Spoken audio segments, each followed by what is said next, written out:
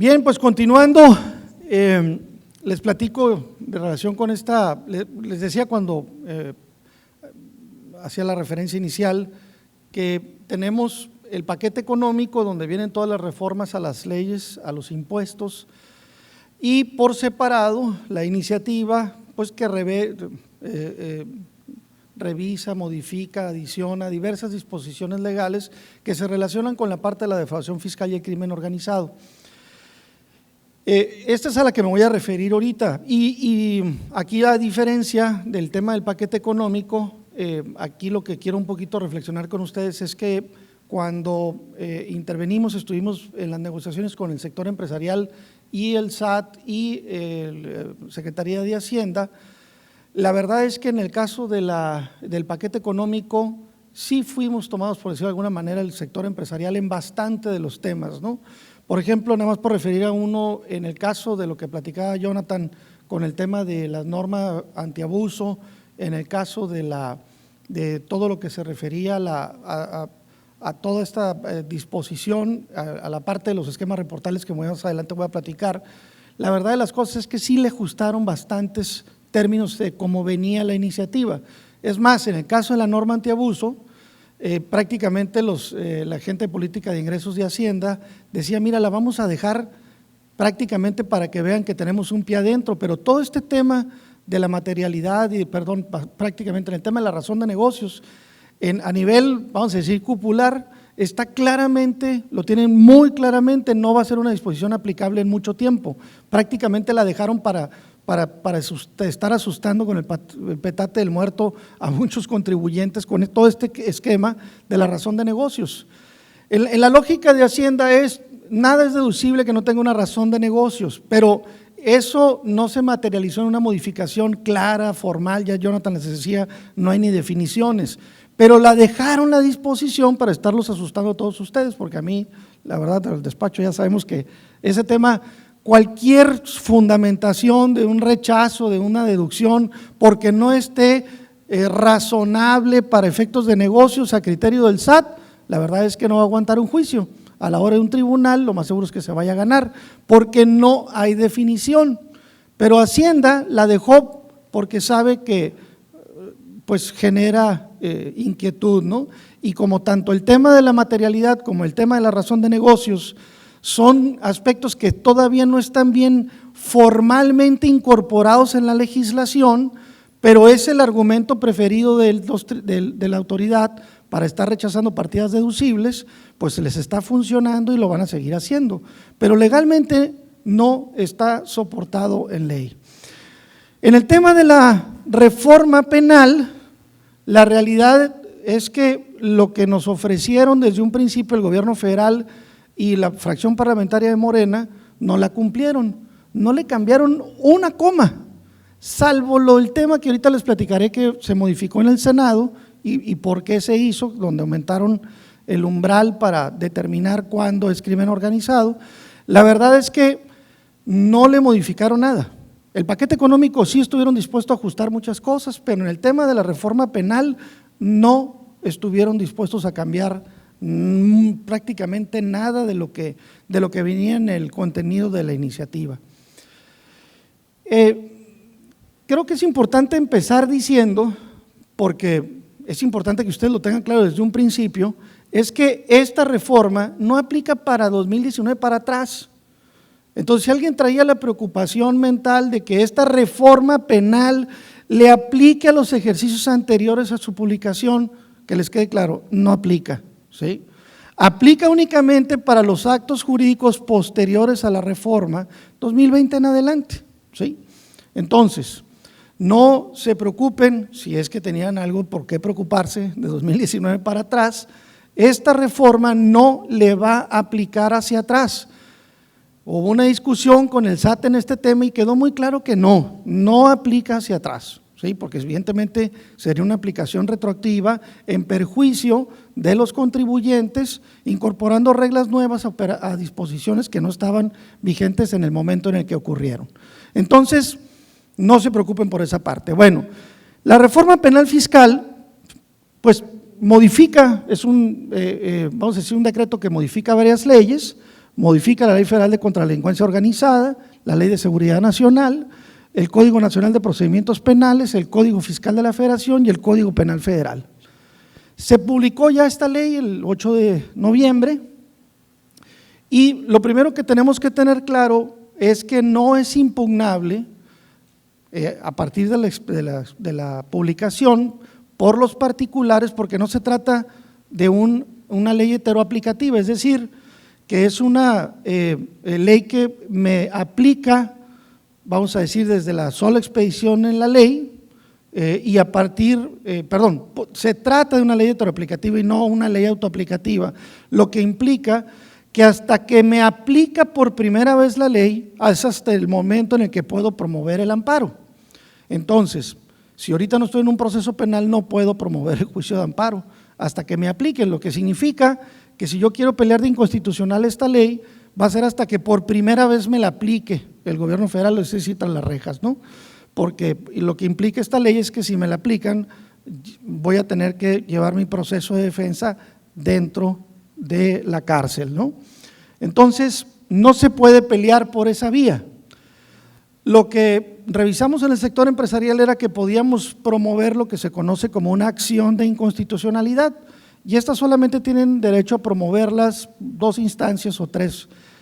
Los diputados o los senadores que hubieran votado en contra, que representan al menos el 33% de la Cámara de Diputados o senadores, tienen la posibilidad de promover una acción de inconstitucionalidad. Se nos antojaba que era más fácil en el caso, porque esta ley, no, ustedes lo traen identificado, pero básicamente salió con la votación de Morena y de Movimiento Ciudadano, y los partidos que votaron en contra fue PRI, PAN y PRD. PRI, PAN y PRD sumados sí representan más del 33%, tanto de la Cámara de Senadores como de la Cámara de Diputados, y podrían, si se juntaran todos, podrían promover una acción de inconstitucionalidad a los 30 días de expedida la ley. Naturales, dice la Constitución. El tema es que ya estuvimos gestionando este tema y originalmente habíamos pensado que iba a ser más fácil en la Cámara de Senadores. 33 senadores votaron en contra, con que 30 de esos 33 no hubiera más de 3 traidores, se iba a poder hacer, pero lo cierto es que parece ser que PRD y PAN sí quieren promover la inconstitucionalidad, pero parece ser que el PRI, no sé por qué, finalmente no quiere firmar la acción de inconstitucionalidad, y sin el PRI no alcanzamos el número de votos que fueran necesarios para promover una acción de inconstitucionalidad. Entonces, lamentablemente ese camino lo eliminamos, nos queda solamente la otra instancia que fuimos muy afortunados, que es la Comisión Nacional de Derechos Humanos, que es la otra instancia que puede promover una acción de inconstitucionalidad por violentación a garantías individuales o derechos humanos de los contribuyentes. Y esta obviamente es una clara violentación a los derechos humanos de los contribuyentes.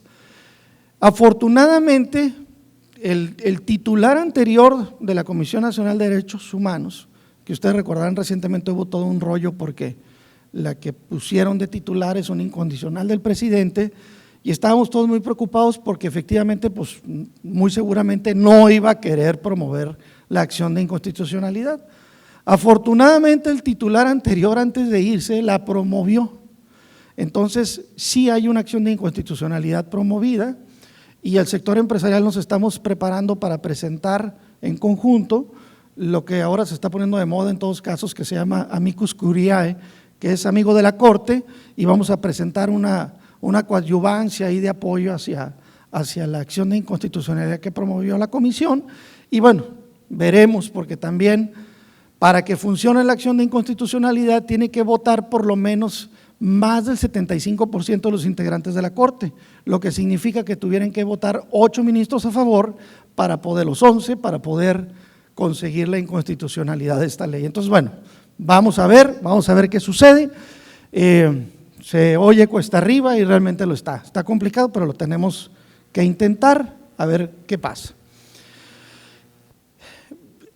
Yo quisiera que primero ustedes tuvieran, antes de entrar en los detalles, tuvieran claro lo siguiente. Básicamente, desde que empezamos a ver este tema, el origen de esta disposición, muy al contrario de lo que a lo mejor pudiera pensarse, viene solicitada por un actor que hizo inusual porque no había visto desde hace mucho tiempo que tenemos en este negocio, nunca había visto un actor tan importante como ahora he visto la función del Procurador Fiscal de la Federación.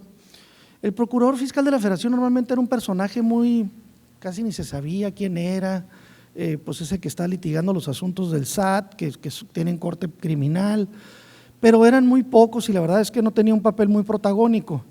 Ahora el Procurador Fiscal de la Federación tiene un papel muy determinante en todo este proceso y además es un personaje muy influyente en el propio presidente, en la propia Secretaría de Hacienda. Antes lo tenía directamente con el secretario, ahora quizá no esté tan fuerte, pero finalmente como tiene una relación muy directa con el presidente, sigue influyendo muy fuertemente en el tema.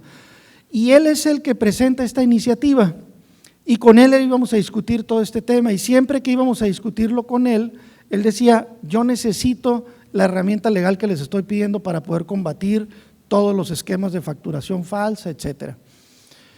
Y entonces nosotros decíamos, tú puedes seguir ese procedimiento de combatir esos esquemas de facturación, pero tú estás pidiendo que te dé un cañón cuando tú necesitas un rifle de precisión y no necesitas ese herramientaje legal para hacerlo, ¿no?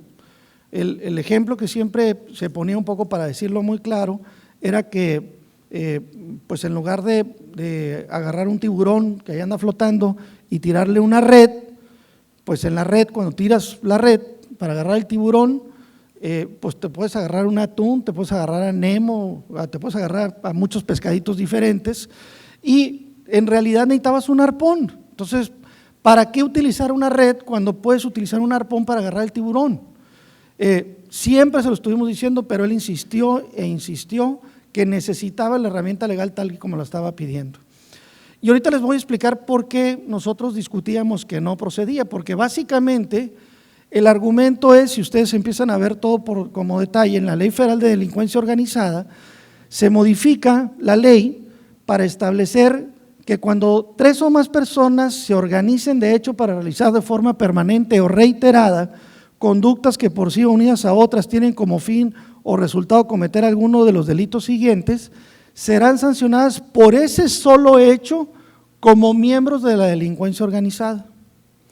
Y entonces hacen la referencia a los delitos que se van a considerar como si fueran delincuencia organizada: contrabando y contrabando equiparado, defraudación fiscal y defraudación fiscal equiparada, y la emisión o adquisición de facturas por operaciones falsas o simuladas.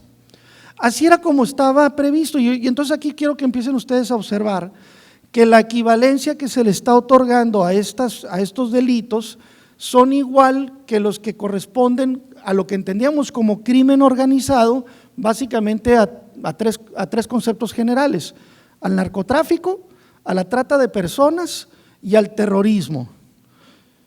Y ahora agréguenle defraudación fiscal equiparada, contrabando y contrabando equiparado, es decir, estos nuevos delitos se equiparan al narcotráfico, trata de personas y terrorismo. Se les da el mismo nivel porque para generar esta modificación es lo que se conoce como el derecho penal del enemigo, en donde tú tienes que como Estado reaccionar de una manera tan fuerte, tan vigorosa para resolver un problema que puede afectar al ente público de tal manera que necesitas violentar garantías individuales para contener el narcotráfico, contener la trata de personas o contener el terrorismo.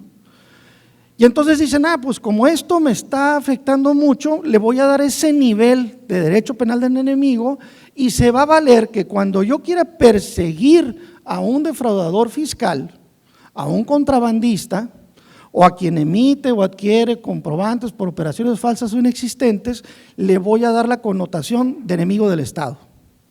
Y se va a valer que todas las garantías individuales las pueda pisotear porque hay un bien público superior. Ese es el argumento. Y entonces nosotros le decíamos, cuando veíamos esta discusión con el procurador, le decíamos, oye, ¿no estás exagerando? O sea, ya hay una pena corporal para el defraudador fiscal. No te estoy diciendo que no penalices al defraudador fiscal o al contrabandista, pero que le eleves el rango para considerarlo amenaza de la seguridad nacional por 8 millones de pesos al año. O sea, ¿en qué condiciones se va a poner en riesgo al ente público, a la seguridad nacional, por un crédito de 8 millones de pesos, cuando son 6 mil millones de pesos de presupuesto? O sea, no tiene sentido. No hay tal amenaza a la seguridad nacional, no es lo mismo. Y para poner un ejemplo muy sencillo, para ya esta reforma, da lo mismo que tú omitas impuestos por venta de marihuana por 8 millones de pesos que por venta de bicicletas 8 millones de pesos, es la misma. O sea, el Chapo y el vendedor de bicicletas es lo mismo, ¿sí? 8 millones arriba, 8 millones son igualitos a los ojos del Estado. Y eso no tiene sentido, no es el mismo riesgo ni la generación de la misma amenaza pública. Bueno, dentro de las incongruencias que se discutieron, y les decía que el Senado solamente hizo un pequeño cambio, es que en la lógica de esta nueva administración federal, mucho de lo que aprendimos es que si le dices que le afectas al populacho, es cuando se resiste y hace cambios, ¿no? Entonces, cuando le dijimos que cualquier mortal común, cualquier empresa pequeña se podía involucrar en todo esto y afectar, se le dijo, no, pues a ver qué invento. Y entonces y dijo, bueno, el tope que está para defraudación fiscal, que son 2.6 millones de pesos de omisión de impuestos para considerar la defraudación fiscal, dijo, lo voy a multiplicar por 3, entonces me voy a ir a 7.8 millones.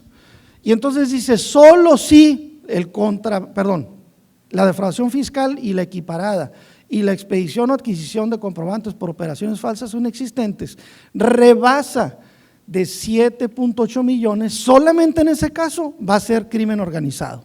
Si es menos de eso, pues eres un delincuente común, ¿sí? Y no pones en riesgo al Estado. Y entonces ahí se quedó de esa forma, pero quiero advertirles una situación importante. No sé por qué, en el caso del contrabando y el contrabando calificado, ahí no subieron el tope. Solamente lo subieron en el caso de la defraudación y defraudación fiscal equiparada y emisión o adquisición de comprobantes por operaciones falsas o inexistentes. Pero en el contrabando le dejaron el tope menor. Entonces, sí eres de crimen organizado cuando rebasa 2.6 y se trata de contrabando. Por ejemplo, se está importando alguna mercancía con base en un comprobante falso que rebase 2.6, automáticamente eres hijo del Chapo. ¡Tas! Crimen organizado. Entonces, esto pues no tiene ningún sentido, porque para contrabando no y para defraudación fiscal sí. Y nótese que en el tercer supuesto, que es emisión o adquisición de facturas o comprobantes por operaciones falsas o simuladas, que es el tema de la facturación falsa o de las factureras, en ese caso, en ese supuesto, vamos a decir, está aislado de la defraudación fiscal. O sea que tú puedes tener un crédito por defraudación fiscal que no esté relacionado con facturas falsas y rebasa 7.8, es crimen organizado. Y está separado o desasociado del delito de expedición o adquisición de comprobantes por operaciones falsas o inexistentes, porque en ese caso, por sí solo hecho, rebasa el 7.8, es crimen organizado. Lo que nosotros siempre le establecimos es que si tú quieres perseguir la defraudación fiscal que se asocia a facturas falsas, pues liga el 108, 109 al 113 del Código Fiscal, que es el que se refiere a expedición o adquisición de facturas falsas, y se resuelve el problema, pero nunca los quiso asociar. Entonces, contrabando, defraudación fiscal o expedición o adquisición de facturas falsas o por operaciones falsas o simuladas, en esos casos, separadamente y aisladamente, pueden considerarse delincuencia organizada si 3 o más personas de forma permanente y reiterada se reúnen como fin de resultado de cometer alguno de esos delitos. Eso se modifica en la Ley Federal de la Delincuencia Organizada. En el caso de la Ley de Seguridad Nacional, los 2 primeros puntos tienen que ver con ajustes generales. El tercer punto es que se consideran amenazas a la seguridad nacional, para terminar de armar todo este andamiaje. Se modifica, se refiere como a aquellos actos ilícitos en contra del fisco federal a que hace referencia el 117 del Código de Procedimientos Penales. Y el Código Nacional de Procedimientos Penales lo que dice, pues es lo que ahorita mencionábamos, que les aplica prisión preventiva oficiosa, es decir, que el principio de presunción de inocencia desaparece en estos casos. Desde hace ya tiempo se había incorporado a nuestra legislación el principio de inocencia en materia penal. En este caso, automáticamente se elimina el principio de presunción de inocencia porque hay una amenaza a la seguridad nacional y entonces se vale que se violenten garantías individuales, pues pueda haber escuchas, pueda haber testigos, pueda promover hasta soplones, puedan invadir tu correspondencia, verificar tu comunicación electrónica, absolutamente todo, porque eres una amenaza a la seguridad nacional. Y entonces se vale todo. Y en estos supuestos, ¿no? Igual, se considera prisión preventiva oficiosa para todos estos supuestos que ya hemos comentado. Luego, también se modifica, decíamos, el Código Penal Federal, y en estos casos, era un tema técnico porque se les había olvidado en la iniciativa y luego lo ajustaron. En el derecho penal moderno, no solamente las personas físicas pueden ser sujetos del delito, sino también las personas morales. Entonces ajustaron la disposición para que también aplicara para las personas morales. Esto lo pongo deliberadamente porque a la hora que estuvimos en el sector empresarial, que esa es publicidad del SAT, en el argumento se está gestando una especie de esquema en donde hay una histeria colectiva, ya un pánico, vamos a decir, colectivo alrededor de todo lo que está sucediendo en esto. Y lo que sucede en la práctica es que efectivamente puede ocurrir que alguien haya solicitado un esquema de facturación o a lo mejor no fue solicitado y fue de manera casual. Déjenme explicarles por qué el tema casual. Ustedes pueden tener los mejores procedimientos del mundo para tener los mejores proveedores del mundo y pueden tener 1000 requisitaciones que evidentemente podrían tratar de evitar que en el futuro estén, vamos a decir, con un proveedor problemático en el futuro. Pero por más y mejores protocolos que tengan para garantizar que sus proveedores sean los mejores, nada les garantiza que en 3 años lo sean.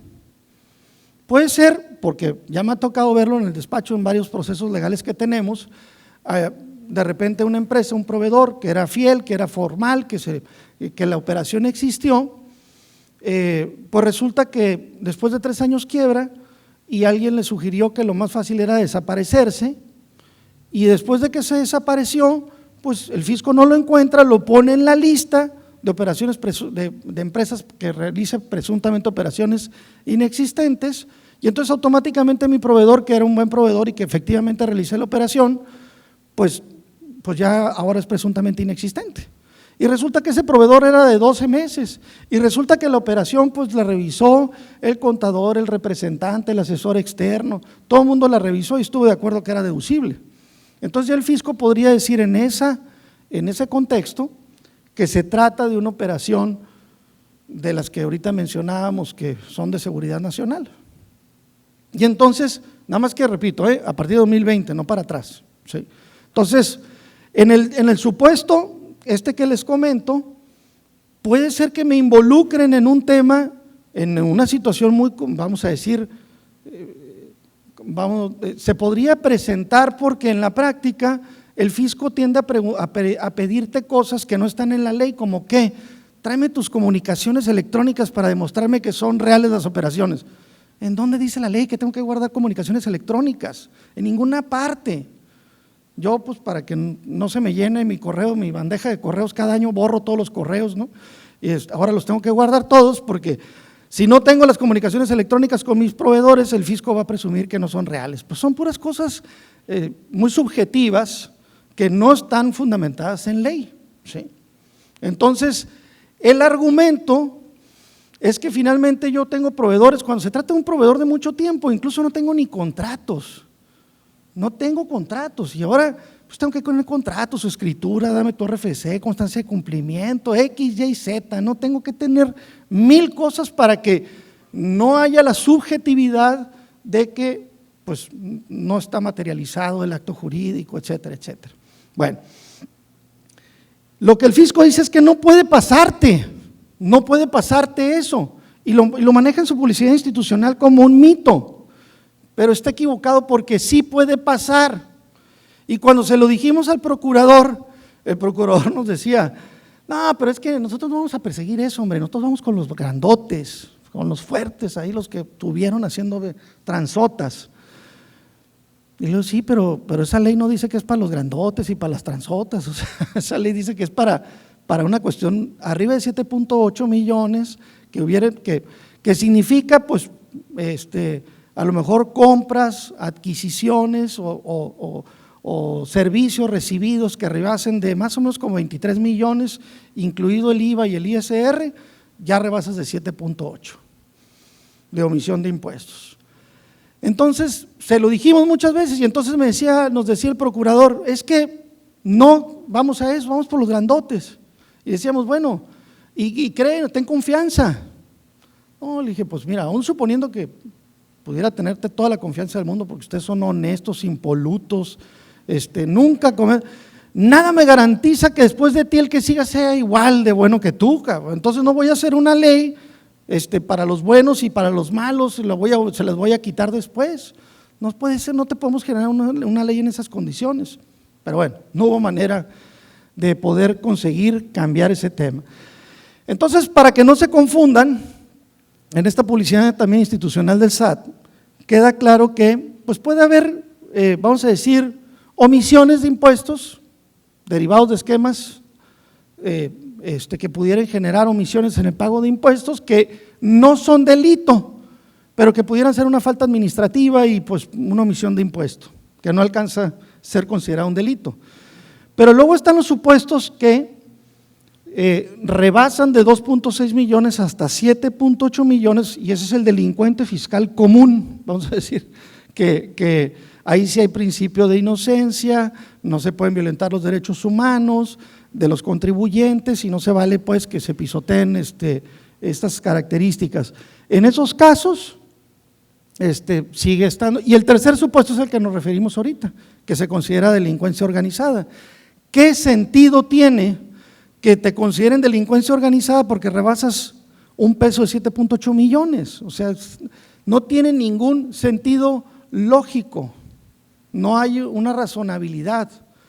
Lo más seguro, porque además nos lo dijeron ahí, es que el gobierno federal, muy seguramente para justificar esta ley, los primeros meses del año que entra, van a meter a unos 4 o 5 gargantones con base en esta ley y van a justificar por qué querían esa reforma. Y van a decir, ven, para eso la quería. Pero el problema es que el resto de México, en nuestras comunidades y localidades, vamos a sufrir estas amenazas veladas que se presentan en el sentido de que hay una posible comisión de delitos y pues les van a pegar unos calambres a los contribuyentes, pero fuertísimas a la hora de citarlos para esquemas de autocorrección. No, pues es que mira, aquí tienes un contribuyente enlistado. Sí, pero la operación es real, bueno, tráeme los documentos, ahí van los documentos. No, pues fíjate que no me parecen suficientes porque no hay comunicaciones electrónicas y no tienes el contrato. Oye, pero están las entradas y salidas, está el transporte, mira la exportación, sí, pero no son suficientes, hombre, para mí son importantes estos de acá si no los tienen. Entonces, la subjetividad, ese va a ser el elemento con el que a nivel administrativo, a la hora que se vaya a un tribunal, lo más seguro es que se vaya a ganar. El problema es la prisión preventiva oficiosa, ese es el problema. Bueno, espero haberlos asustado lo suficiente, pero no se preocupen, 97% de los casos se ganan, ¿verdad, Jesús? Se dijo. Bien, rápidamente me paso a esquemas reportables. Esquemas reportables es este caso típico que les mencionaba que decían, oye, ¿qué hacemos para recaudar más? Bueno, pues vamos a eliminar planeaciones fiscales. Y entonces lo que está en discusión con este tema es, ¿se vale o no se vale que una empresa haga planeación fiscal? Y nosotros pues siempre hemos sostenido que la planeación fiscal la misma ley la permite. En la ley hay beneficios explícitos, implícitos, para pagar los menos impuestos que la ley me permita. Y no es ilegal, no es ilegal. Pero desde hace mucho tiempo el mundo, la OCDE, México, están preocupados porque las multinacionales las empresas que realizan operaciones internacionales, aprovechándose de los huecos en las diferentes imposiciones fiscales de los países, ubicaban a su empresa, por ejemplo, en Holanda, porque ahí hay una imposición fiscal menor, o se iban a las Islas Vírgenes o se iban a otro paraíso fiscal donde se pagaba menos, y entonces ahí operaban sus empresas para pagar los menos impuestos posibles. Y entonces se generó entre los países de la OCDE, para generar esquemas de competencia igualitarios entre los países, como reglas para evitar la planeación fiscal agresiva.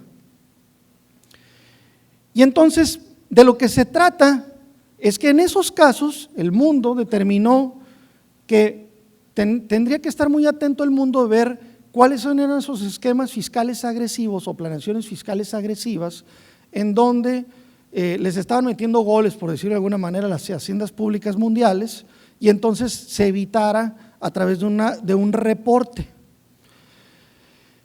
Y esta mecánica es la que está aquí involucrada. Y al fin y al cabo, ¿de qué se trata? Pues que el SAT lo que quiere saber, pues es qué está haciendo el contribuyente, ¿no? ¿Qué está haciendo los asesores? ¿Sí? Están copiando, a ver, dime qué estás haciendo, ¿no? Porque lo que quiero es cambiar la ley, taponear todos los esquemas que permitan que se afecte al fisco.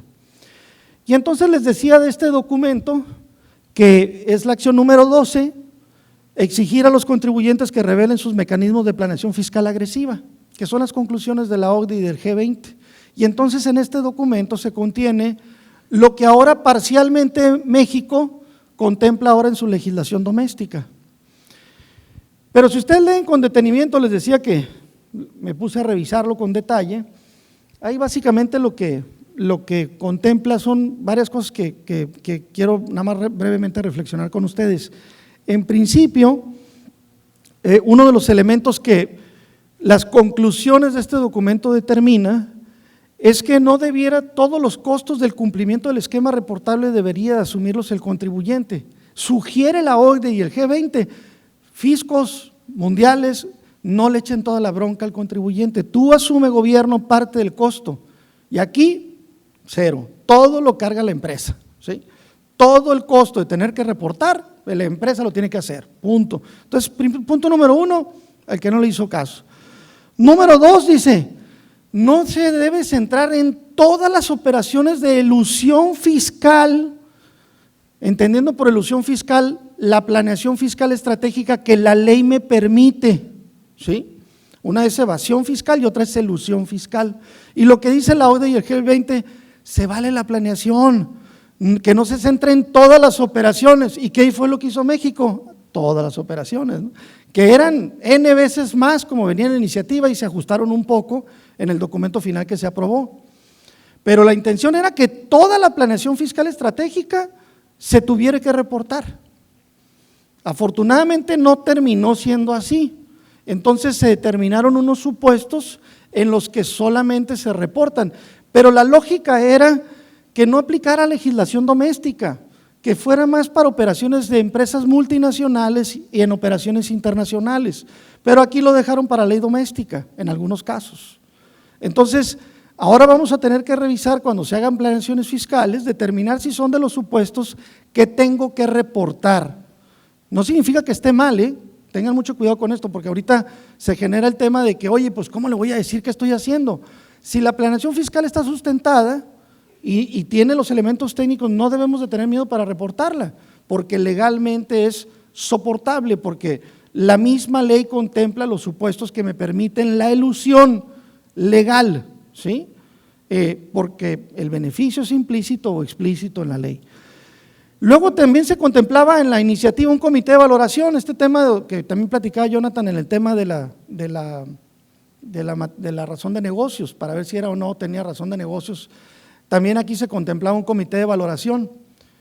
Lo anecdótico y un poco es que cuando estábamos en la discusión, la verdad es que, digo, yo no puedo presumir que soy experto en todos estos temas, pero ahora que estábamos en las discusiones, dicen, pues lo único que no queríamos era el comité de valoración porque nos parecía algo totalmente irregular, y de repente hay un funcionario de Hacienda, de esos que están ahí, los geniecitos que están ahí, dice, bueno, pues podemos aplicar la fórmula del Reino Unido, y pues todo el mundo nos volteamos a ver, ¿no? Pues ¿cuál es esa? Dice, no, pues es que ahí reportas y el fisco decide si te audita o no te audita. Fue finalmente lo que quedó. Uno reporta y luego el fisco va a decidir si audita o no audita. No va a haber un comité de valoración. Ellos van a decidir si mandan o no una auditoría a verificar si lo que se reportó es o no sostenible desde esa perspectiva. Obviamente alegamos inconstitucionalidades por la aplicación retroactiva, que algunas las eliminaron con los ajustes que hicieron, y desde luego hay un conflicto de leyes porque los profesionistas estamos obligados por el Código Civil y el Código Penal a la reserva de la información que conocemos de nuestros clientes. En Estados Unidos, por ejemplo, el abogado puede conocer todo de su cliente y no está obligado a testificar en contra de su cliente. No puede bajo ninguna manera ser citado en un tribunal a declarar en contra de su cliente, porque tiene una reserva de secrecía. No es el mismo caso del contador, que sí está obligado a declarar todo. Por eso los contadores en Estados Unidos no les digan todo. Aquí en México sí, no importa, pero en Estados Unidos no le digan todo porque ellos sí están obligados a decir todo lo que conocen. El abogado no. Aquí en México no les importó. Hay obviamente un conflicto de leyes que lo pretenden resolver con una modificación diciendo en el tema fiscal que no representa una violentación a la secrecía profesional, pero desde luego que sí significa un conflicto de leyes. Aquí es importante tener nada más algunas definiciones para que se entienda este tema de los esquemas reportables, porque quienes están involucrados en los reportes, pues primero que nada los asesores fiscales. ¿Y qué es un asesor fiscal? Persona físico-moral obligado a revelar los esquemas reportables cuando está involucrado en el diseño, en la comercialización, organización, implementación o administración de un esquema reportable, incluido residentes en el extranjero. O sea, si alguien creyó que yéndose acá al léxico iba a poder hacer planeaciones fiscales y vender, también va a estar obligado, ¿no? Esquema reportable, hay que entender que, vamos a decir, hay 4 definiciones de esquema: esquema reportable, esquema reportable generalizado y esquema reportable personalizado. El esquema reportable, cualquiera que genere pueda generar directa o indirectamente un beneficio fiscal. Eso es un esquema reportable. Pero también hay esquemas que no son reportables y nada más son esquemas, ¿verdad? Entonces se llaman cualquier plano, proyecto, propuesta, asesoría, instrucción o recomendación externada con el objeto de materializar una serie de actos jurídicos. Más adelante vamos a ver que cuando estamos en presencia de un esquema no reportable, el asesor fiscal tiene que emitir una constancia de por qué no es reportable, pero eso es nada más interna para con el cliente, no se tiene que enviar al fisco. Entonces, el esquema reportable generalizado es aquel que se comercializa de forma masiva a todo tipo de contribuyentes o grupos determinados y requiere mínima o nula adaptación para generar el beneficio. Quiero que se imaginen que hay una planeación estratégica X en base a lo que establece la ley, y entonces ese esquema generalizado reportable se va a presentar al fisco, el fisco le va a dar un número, y entonces cuando tú vayas y se lo vendas ese servicio a un cliente, le vas a decir, oye, pero ¿y este esquema qué? No te preocupes, este es un esquema general, un esquema reportable generalizado, ya tiene su número y lo vamos a reportar. Vamos a decir, se le aplica a varios contribuyentes y el asesor fiscal lo puede dar de alta, por darle un número al esquema, y entonces lo puede vender a N clientes, ¿no? Y entonces, como su adaptación es casi nula, pues se aplica casi a todos en la misma forma. Ese se conoce como un esquema reportable generalizado. Y el traje a la medida es el personalizado, es decir, le hiciste una planeación estratégica personalizada, se diseñan, comercializan, organizan, implementan o administran para adaptarse particularmente a un contribuyente. También a ese le van a dar un número y el asesor fiscal tiene que reportarlo. Los asesores fiscales tendrán estas obligaciones, y son varios asesores fiscales porque puede darse el caso que está el asesor legal, el contable externo, el dictaminador, y todo el mundo estuvo de acuerdo que procedía. Vamos a decir, son varios asesores. Lo que dice la ley es que si son varios, basta uno que lo revele, Y ese pues tiene que ser el más idiota de todos los asesores. Porque él asume toda la responsabilidad de todos los demás. Entonces, pero bueno, así lo establece la ley. En caso de que exista un beneficio fiscal de un esquema no reportable, ¿sí?, se deberá emitir una constancia que justifique y motive las razones. Oye, esta planeación fiscal que me estás vendiendo, ¿es reportable? No es reportable. Ah, pues emíteme la constancia de por qué no, etcétera. Y la empresa tiene que guardar esa constancia expedida por el asesor que determine por qué no era reportable. Se tiene que presentar una declaración informativa en febrero de cada año que indique la lista de los nombres, denominación, razón social, RFC del contribuyente a quien benefició el esquema reportable por el asesor. Y dicen ellos que la revelación de esquemas reportables no implica una violación al secreto profesional, lo cual pongo en tela de duda. Por otro lado,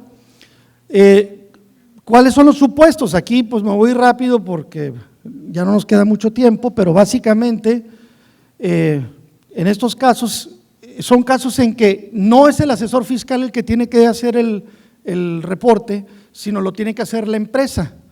Entonces, cuando el asesor fiscal no le proporcione un número de identificación del esquema, entonces lo tiene que hacer la empresa.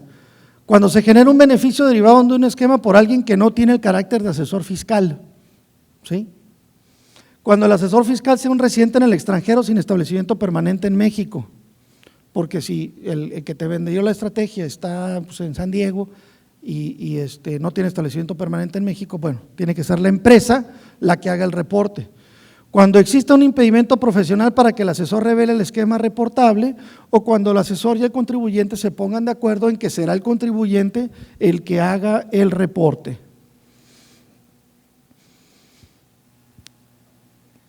¿Cuáles son los supuestos de esquemas reportables? Primero, pues que si se trata de un esquema en donde se evite el intercambio de información fiscal o financiera con las autoridades mexicanas, se va a considerar un esquema reportable. La verdad es que esto lo hacíamos muchos. La verdad es que efectivamente se generaban estrategias para eludir la obligación de que se tuvieran que reportar los intereses o los beneficios de inversiones en el extranjero. Eran esquemas que la ley lo permitía y que eludían, de acuerdo con los tratados internacionales, el reporte de esta información financiera. No era ilegal, vuelvo a decir, simplemente pues eludía, le sacaba la vuelta a que se tuviera que reportar por los esquemas que se permitían para este propósito.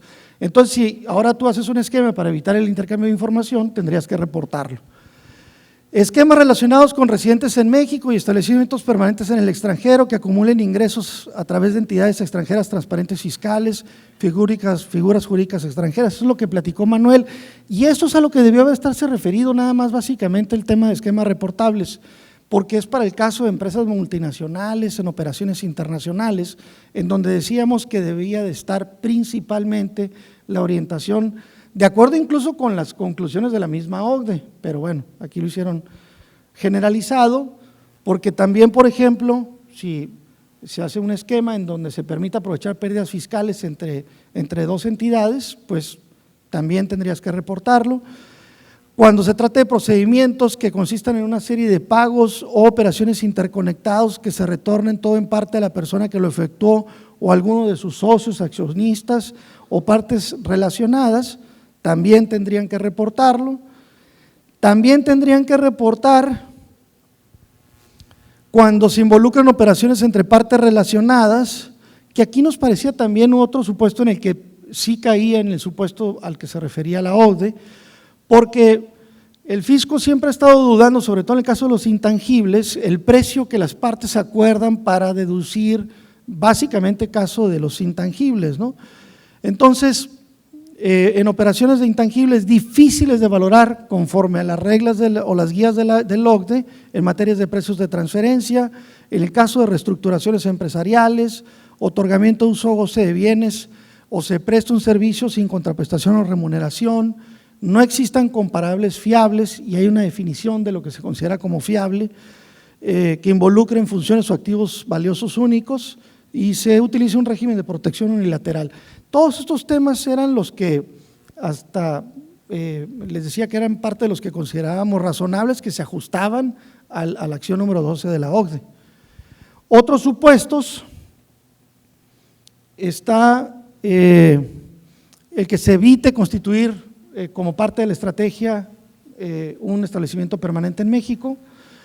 También el caso de que se involucre la transmisión de un activo depreciado parcial o totalmente que permita su depreciación por otra parte relacionada, ¿no? Ya habían adquirido una maquinaria, la habían depreciado y luego pues para darle valor se lo pasaban a otra empresa de grupo, esa parte también se tendría que reportar. Mecanismos híbridos que impliquen pagos hechos a personas, entidades, fideicomisos, asociaciones, todo eso también forma parte de lo que se tiene que reportar. Y cualquier tipo de mecanismo que evite la identificación del beneficiario efectivo de los ingresos, incluidos entidades extranjeras. Otros supuestos está cuando se tengan pérdidas fiscales que estén por terminar y entonces aprovechan para facturar a la empresa que trae utilidades para no perder esas pérdidas y le mandan facturar por eso para aprovecharse antes de que se mueran esas pérdidas, ¿no? También es reportable.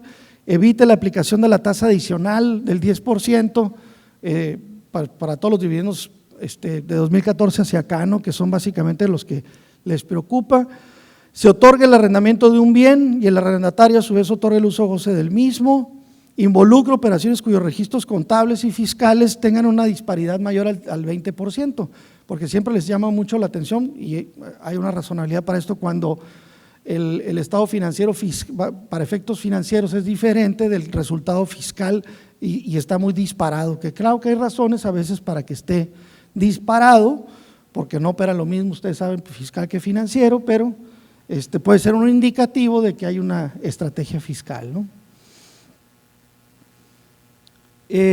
También, pues la información que se revela en el documento que se presenta por el asesor fiscal o la empresa, pues son los nombres, la denominación, razón social del contribuyente y del RFC que está revelando el esquema, el nombre de los asesores fiscales y del contribuyente, el nombre del contribuyente por el esquema reportable, la descripción detallada del esquema reportable y los fundamentos legales nacionales que le apliquen y los ejercicios fiscales que le correspondan.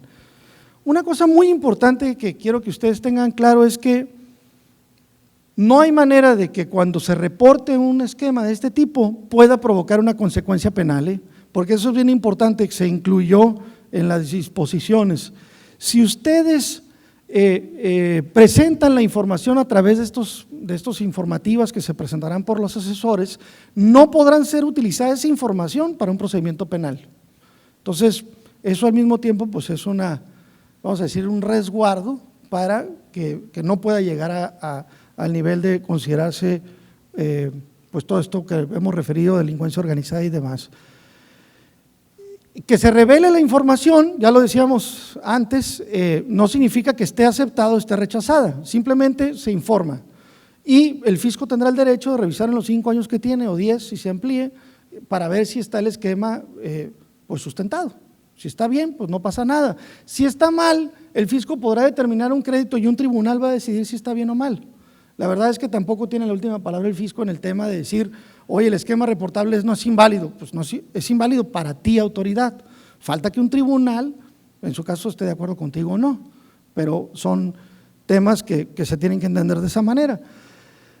La revelación del esquema será a través de una declaración informativa, se va a generar el número al que me refiero, tiene 30 días y hay diferentes supuestos para el conteo, nada más tomen en cuenta así en general 30 días para reportar. Y el tema que les decía que se eliminó con el ajuste que le hicieron, es bien curioso porque cuando estábamos discutiendo con el fisco este tema, la verdad es que el fisco siempre supo que no iba a tener la capacidad técnica en informática para tener todo listo para el 2020, lo supo desde siempre. Entonces a la hora que estuvimos discutiendo y cuando llegamos a las conclusiones decían, miren, la verdad es que nos vamos a enfocar al tema de plataformas digitales, porque ese es el que se nos interesa, en donde sabemos que va a haber más lana y que pues se difirió hasta el segundo semestre de 2020, porque le va a echar toda la candela al fisco para tener todo listo para el tema de reportes informáticos para ese segundo semestre de 2020. Y este siempre supo que no iba a tener la capacidad y entonces lo mandó hasta el 2021. Pero dijo, bueno, es en el 2021, pero me vas a reportar desde 2020 en el 2021. Entonces no significa que lo de 2020 no va a ser reportable, sí, pero hasta el 2021, ¿sí?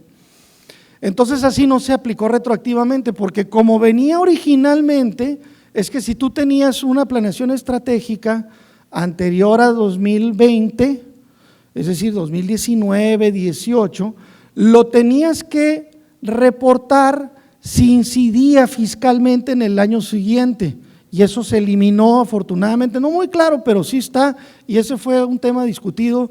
Nada más va a aplicar para los esquemas de 2020 en adelante, ¿no? Bueno, y finalmente en este tema, las infracciones que se relacionan con los esquemas reportables, para los asesores fiscales van a ser desde 15,000 pesos hasta 500,000 pesos, por no reportar, no hacerlo de manera correcta, y para los contribuyentes podrían ir desde 50,000 pesos hasta 2 millones de pesos, o una cantidad equivalente entre el 55 y el 75% del beneficio obtenido o que pretendió obtener con el esquema reportable.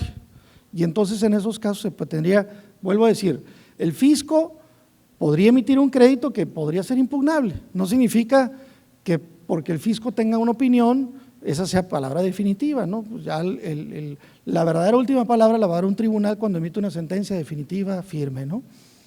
Bueno, eso sería lo que yo traía para comentarles, y le voy a dar paso aquí a la palabra a Alejandro Zárate para que nos platique otros conceptos. Gracias.